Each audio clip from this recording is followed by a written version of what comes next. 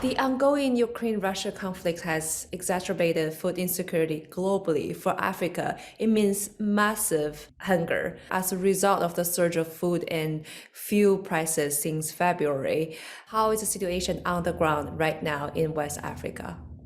Just to put things into perspective, I think it's very important to say that we are actually expecting 43 million people to go hungry in the next month, starting soon.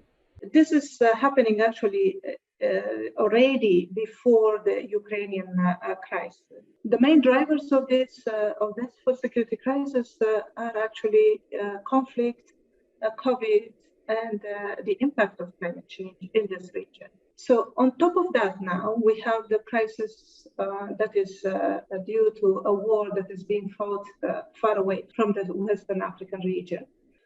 Already we can tell that only one family out of two is able to afford a nutritious diet in this region. I think we are heading towards a huge food crisis, and in decades, this is a year of unprecedented needs.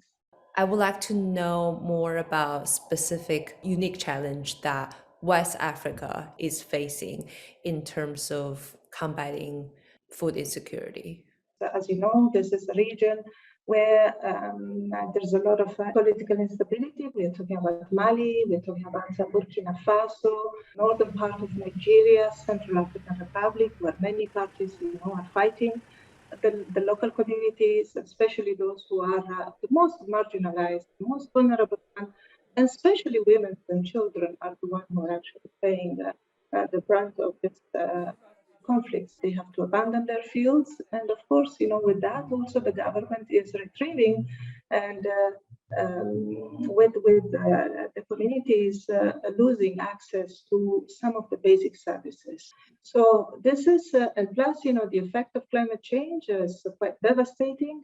We are expecting every year we have to face floods and droughts, putting families to cultivate less and less. So access to cultivable land, fertile land, is becoming reduced, not only for the conflict, but also because, the process of desertification and the process and the heat wave is hindering the families to actually continue to be food secure as a result of their direct tilling of their land.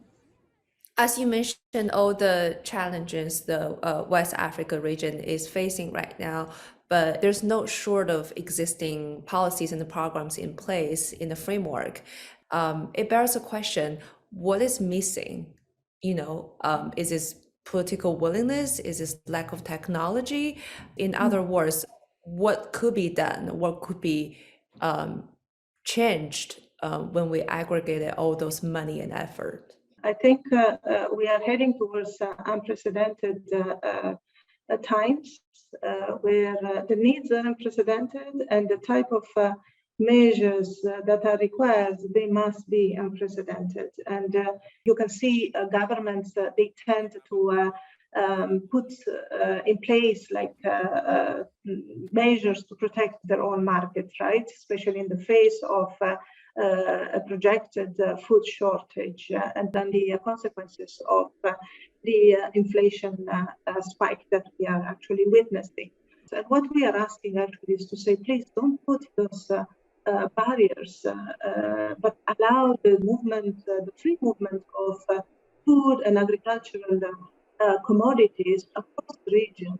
So at the same time, another thing that we are really looking at is to continue to invest on communities. And one of our flagship is the Sahel Integrated Resilience Program. We have been actually working with the communities in reclaiming lands, in restoring the degraded lands.